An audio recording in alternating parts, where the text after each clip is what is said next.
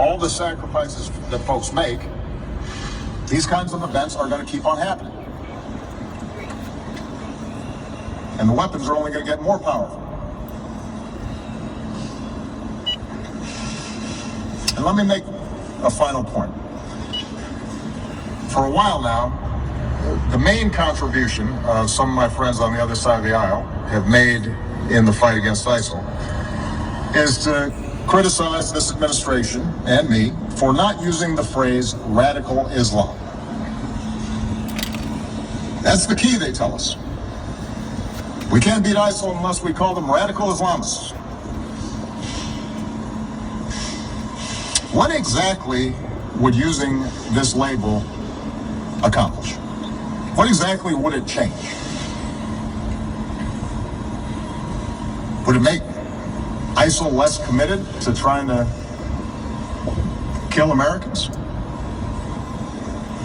Would it bring in more allies? Is there a military strategy that is served by this?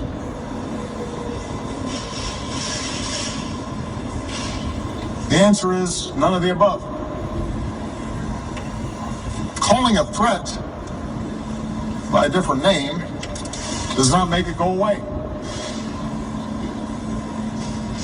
This is a political distraction.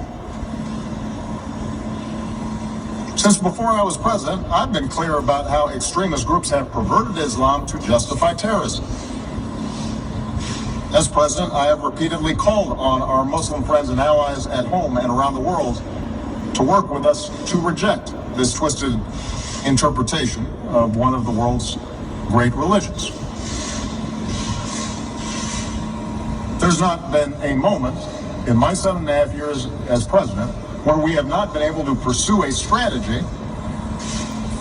because we didn't use the label radical Islam.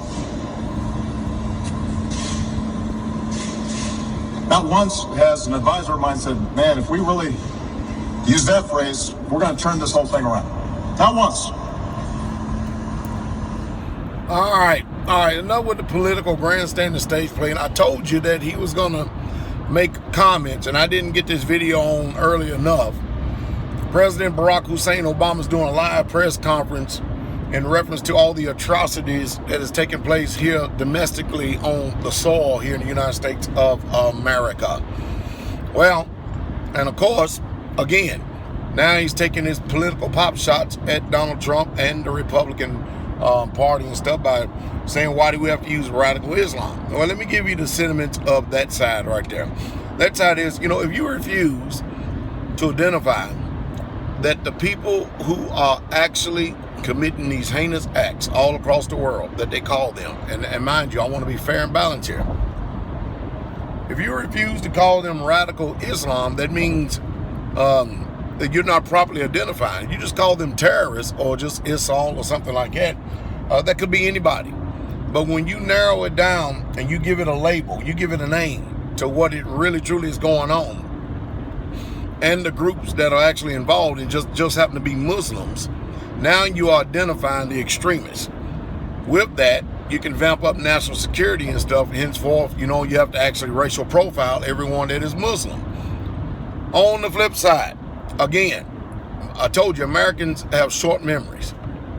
We are the ones that went over into Iraq on trumped up charges that there were weapons of mass destruction, and we have expanded this unlawful, so-called undeclared by Congress war on so-called terrorism. And look where it's brought us. It's brought us to Afghanistan. It's brought us to Iraq. We've got people dying because of Benghazi. All over the world over there in the east. Saudi Arabia is literally throwing us on the bus, playing us just like Israel is.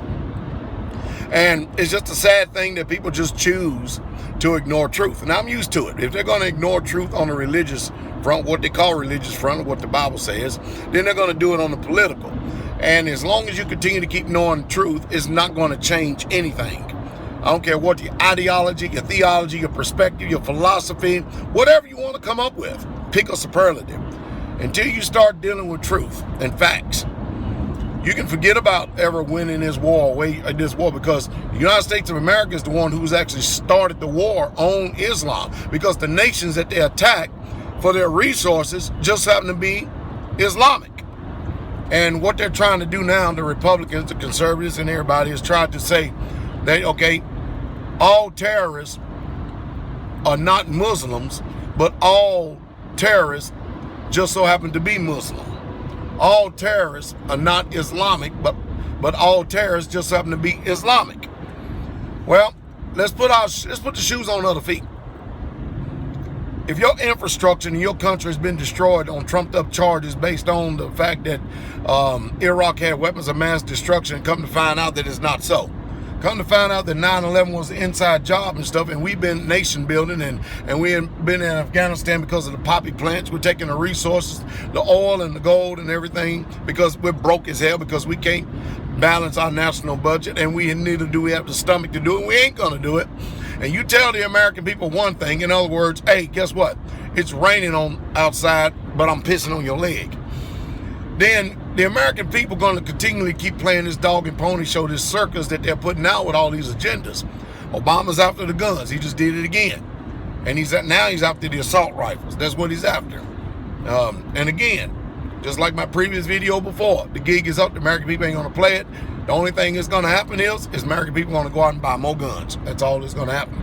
But America is the one who stirred up this hornet's nest and started this war by going and picking on all of these countries over in the East. We did. That's a fact. We did it.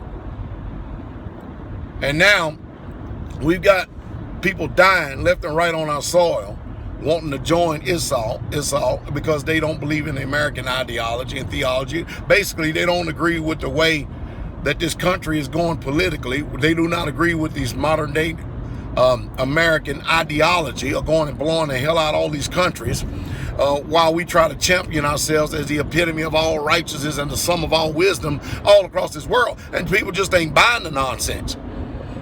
Whatsoever man soweth, that shall he also reap. Let's just go and tell it how it is. We're after resources because we want to continue on our nation and empire building through the force of colonialism. That's the truth, and that's the true straight way.